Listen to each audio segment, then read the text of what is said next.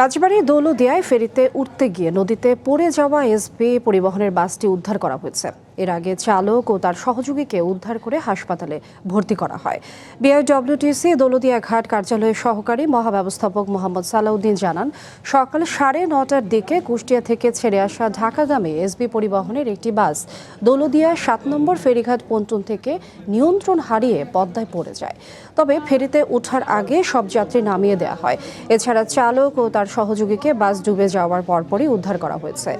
এর আগে গত 2রা মার্চ দৌলদিয়া ফেরিঘাটে সৌহার্দ্য পরিবহনের একটি বাস ফেরিতে ওঠার সময় নিয়ন্ত্রণ হারিয়ে নদীতে পড়ে যায়। ওই দুর্ঘটনায় প্রাণ হারান অন্তত 26 জন।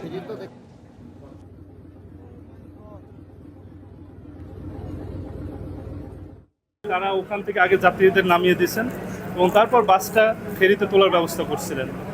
এই অপশনগুলো অনেক ভালো যে ওনারা যাত্রী নামিয়ে দিচ্ছেন, না হলে আজকে প্রায় 30 থেকে 38 জন যাত্রীর জীবন বিপন্ন হয়ে যেত কিংবা তারা পৃথিবী থেকে বিদায় নিয়ে নিতেন। আমরা বাস ডুবির ঘটনায় দুঃখ প্রকাশ করছি।